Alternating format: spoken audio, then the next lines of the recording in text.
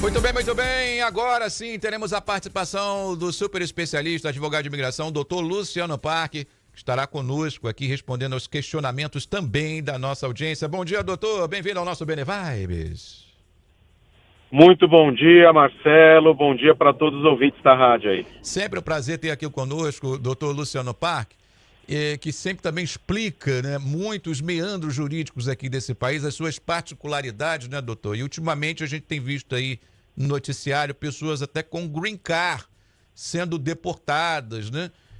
Ou pelo menos com risco de serem deportadas. Eu gostaria que o senhor respondesse aqui, antes da gente ir para a bateria de perguntas e respostas dos nossos ouvintes, em que circunstâncias, né, o governo pode pedir a revogação de quem tem um green card, por exemplo, doutor?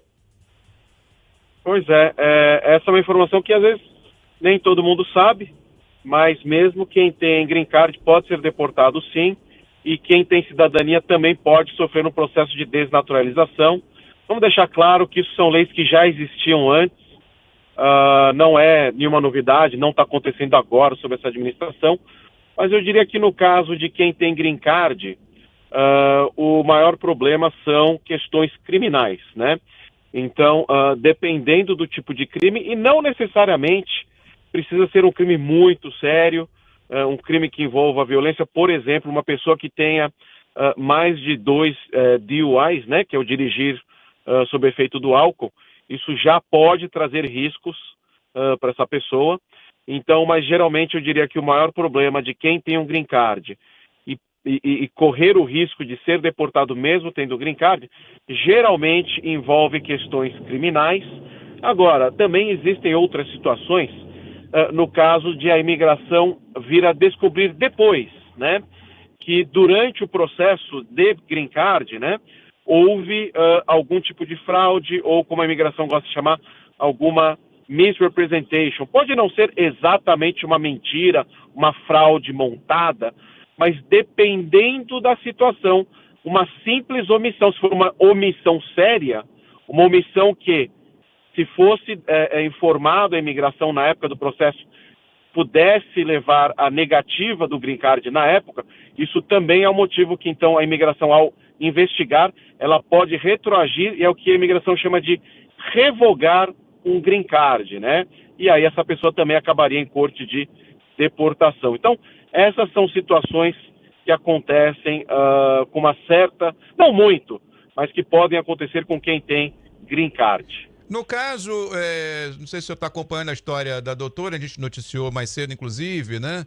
Ela que foi deportada daqui de Boston, voltou para o Líbano. Parece que os agentes da imigração alegam que ela no celular tinha ali fotos com o líder do Hezbollah, e ela mesmo com visto de trabalho foi impedida de entrar aqui, chegou a vir para o aeroporto e dali partiu para Paris com destino ao seu país de volta, né?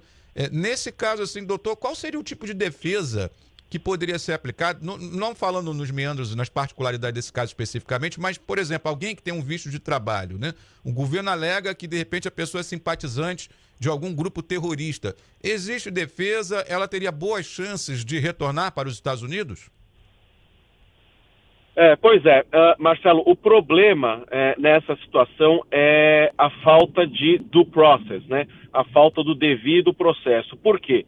Porque no aeroporto, o aeroporto, por ser considerado área de fronteira, o agente de imigração, ele tem poderes absolutos, né? Ele é o promotor, ele é o juiz ali na área de fronteira. Então, infelizmente, em situações como essa que acontecem em aeroporto, a pessoa, infelizmente, ela não tem o direito de defesa, tá?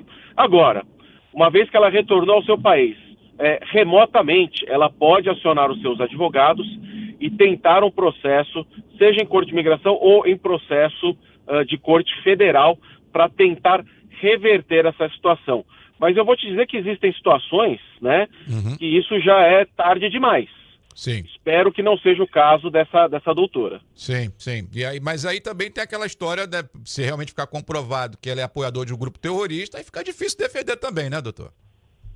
Sem dúvida nenhuma, mas esse que é o problema da falta do devido processo, a falta do due process em áreas de fronteira como o aeroporto, porque não existe como a gente confirmar se essa informação que a imigração, que o agente de imigração deu, se ela é verdadeira ou não. A gente tem acompanhado o noticiário e a gente viu que nessas ações da imigração, do ICE, na verdade, aqui dentro do território americano, tem acontecido de pessoas ou com green card e às vezes até cidadão americano sendo preso pelo ICE. Yeah. Eventualmente depois eles foram soltos, mas num primeiro momento eles são detidos. Por quê?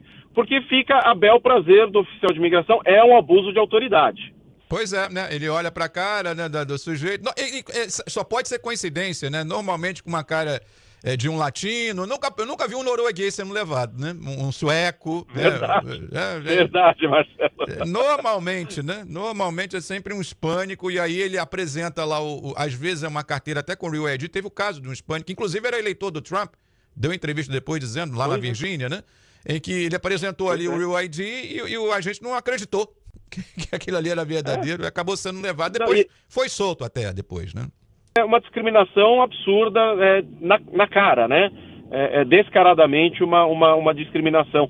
Latinos e quem vem do Oriente Médio. Muito bem, então vamos lá. Então, agora perguntas aqui para o nosso doutor Luciano Parque. Bom dia, deixa eu ver aqui, essa pessoa já foi aprovada no I-130, que é lá o formulário do casamento, né, doutor? Ela está perguntando se está perigoso ir para Miami nesse momento, ou o senhor considera que o voo doméstico ainda é mais tranquilo, vamos dizer assim, se é que pode usar esse termo, mas para quem tem um formulário I-130, doutor, daria para viajar domesticamente com mais tranquilidade? Essa é uma pergunta bastante corriqueira, a gente recebe muito essa pergunta, né, de relação ao perigo, ao risco de fazer voos domésticos aqui na América. Então vamos lá. Primeiro lugar, como eu sempre falo, você tem que atentar para dois fatores. Você tem uma ordem de deportação decretada contra você? Essa ordem de deportação existe ou não? Segundo, você tem antecedentes criminais? Se a resposta para essas duas perguntas é não, você não tem ordem de deportação e você não tem antecedentes criminais, ótimo, então você já não é uma prioridade, a imigração não está de olho em você, tá? Agora, isso não significa que não existam riscos. Se você está fora de status, então, esquece o fato de você ter o I-130 pendente, no caso dessa ouvinte. Isso não importa. O que importa é, você está fora de status ou você está com status? Se você está com status, ótimo, vai viajar tranquilo, voo doméstico. Agora, se você está fora de status, existe um risco sim.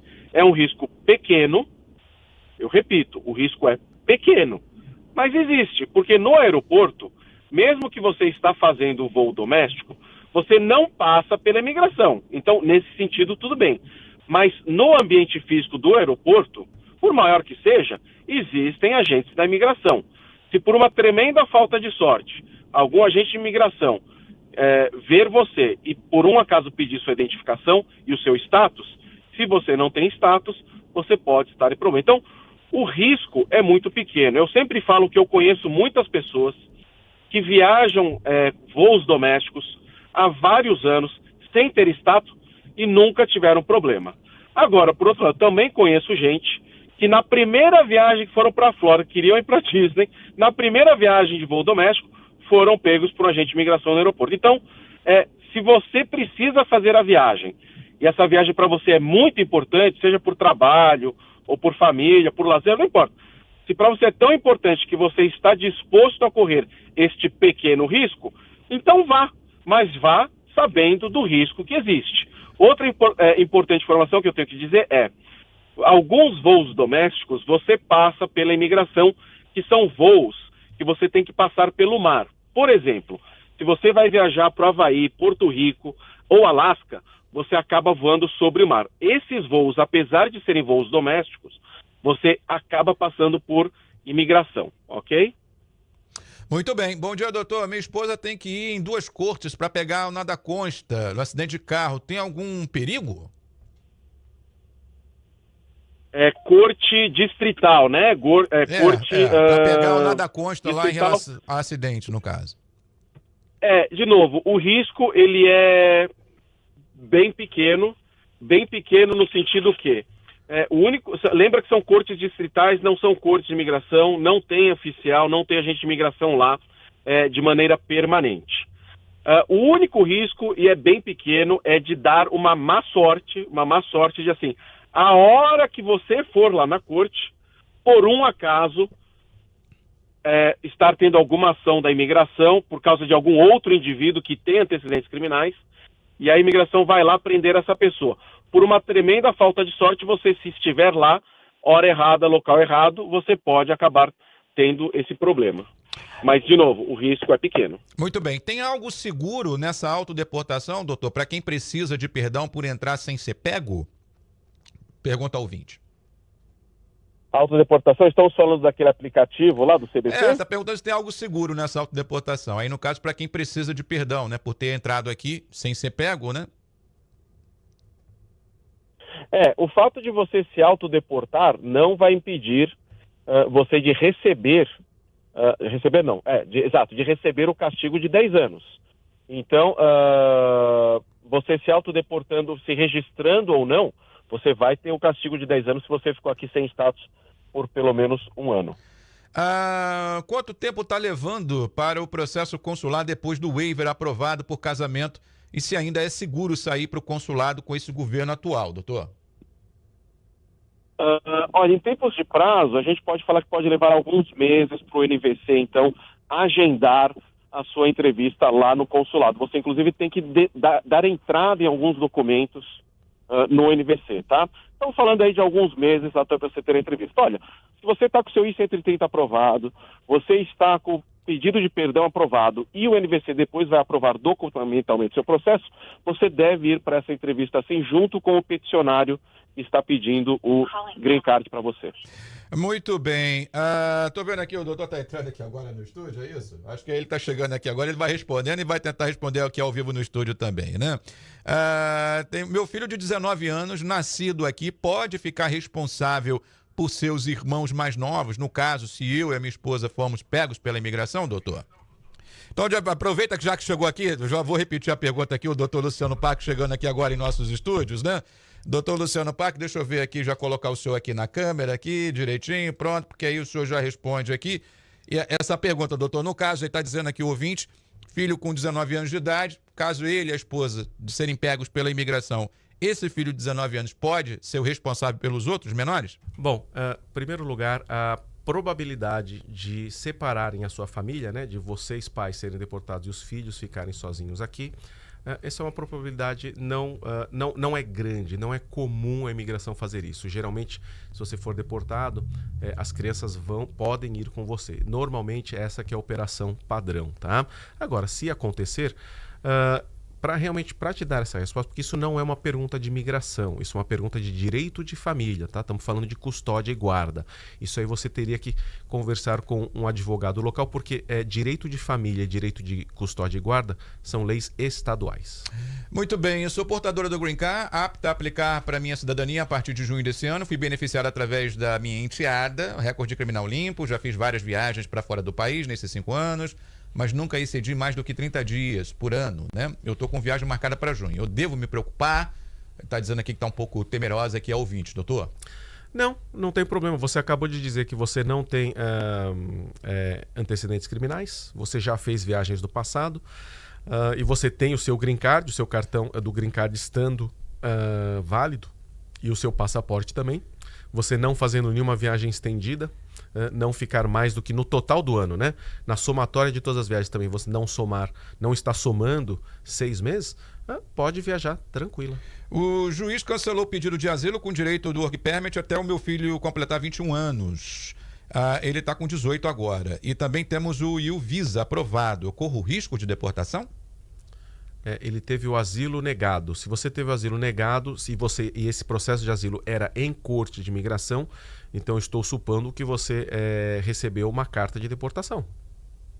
Agora, se você tem o Visa U, né, o U-Visa aprovado, então esse U-Visa ele vai se sobrepor a essa ordem de deportação. Então, mas de novo, o seu Visa U está aprovado. Se ele está aprovado, você pode, então, até pedir a reabertura desse processo para retirar essa ordem de deportação na Corte de Imigração, porque o Visa U se sobrepõe à ordem de deportação. Tem muito advogado na internet falando que mesmo quem tem o Green Card, melhor evitar viajar para fora do país agora, por conta de não conseguir entrar aqui depois. Gostaria de saber se isso procede, está perguntando aqui o ouvinte, e o que o senhor acha disso, doutor?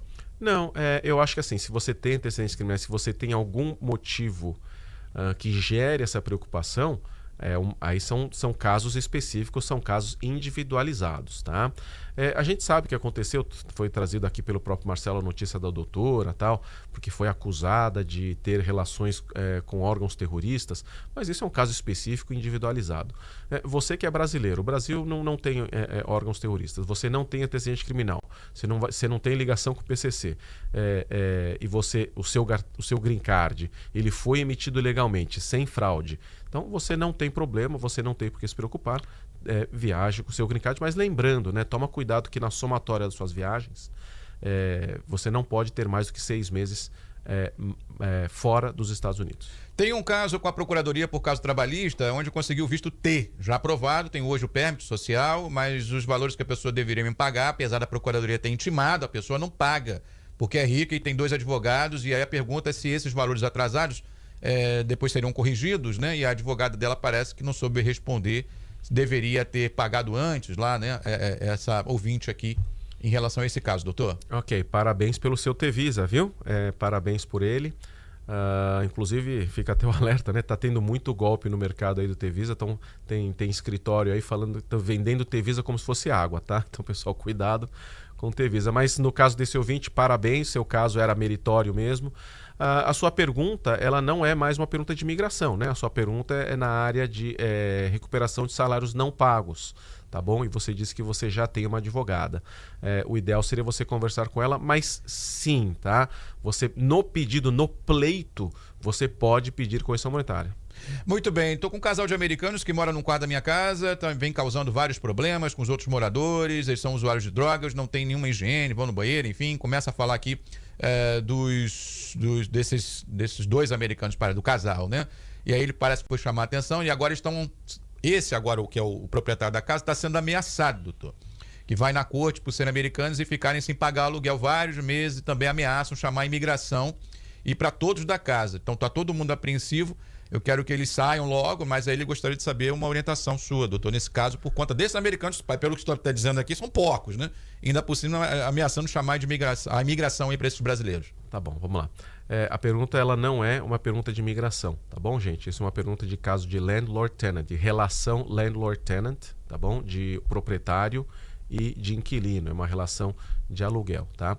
Olha, se você está com medo, você está com receio desses seus inquilinos, vai na polícia. Vai na polícia. E outra coisa, existe também a corte de housing, né?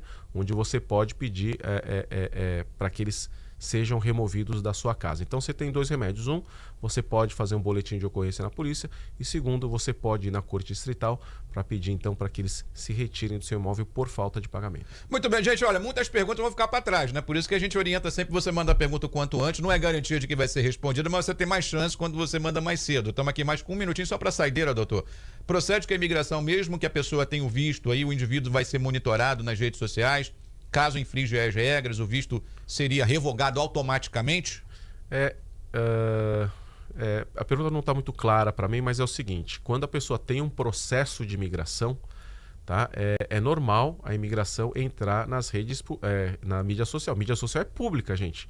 Qualquer um pode entrar. Por que o oficial de imigração não pode entrar na sua mídia social? Qualquer um pode, é público. Então, assim, é muito comum eu ver green cards serem negados por alguma coisa que está na mídia social. Por exemplo, é um processo por casamento, e aí a pessoa está lá, o indivíduo lá, abraçado na foto lá no Facebook, no Instagram, com uma outra mulher. Olha aí. Né? Então, assim, mídia social tem que tomar cuidado. E na área de fronteira, que é o caso do aeroporto, sim, o oficial pode pedir, ele pode mandar você liberar o celular e ele pode vasculhar o seu celular, inclusive a sua mídia social. Muito bem, tá aí então a participação do nosso doutor Luciano Paca, que agradeço imensamente. Doutor, se esforçou para chegar aqui a tempo, ainda a gente fez half na half, né? Metade por telefone, metade no estúdio, então agora só fica à vontade para o seu recado final, reforçando aí os contatos aí, doutor. Obrigado, Marcelo, sempre um prazer estar aqui no estúdio, nem que seja half and half. É isso. Tá, pessoal, o telefone do escritório é o 617-433-9444, 617-433-9444. Liga pra gente, o nome do escritório é Centurião Legal Group, Centurião Legal Group. E eu queria deixar um convite para todos os ouvintes, ou você que conhece alguém, tem parente, tem amigo, que mora na Carolina do Sul. dias 2, 3 e 4 de abril, dias 2, 3 e 4 de abril, eu vou estar lá fazendo palestras em pessoa, são palestras gratuitas, tá? Eu vou estar em Myrtle Beach primeiro, depois Goose Creek e depois Greenville, novidade, Greenville, South Carolina, dias 2, 3 e 4. Para receber mais informação, segue a gente no nosso Instagram ou no nosso Facebook, e a gente vai estar soltando detalhes dessa palestra em South Carolina, dias 2, 3, 4. Nosso perfil é o @Centurion Legal Group, tanto Instagram como Facebook, e terça que vem tô aqui de volta.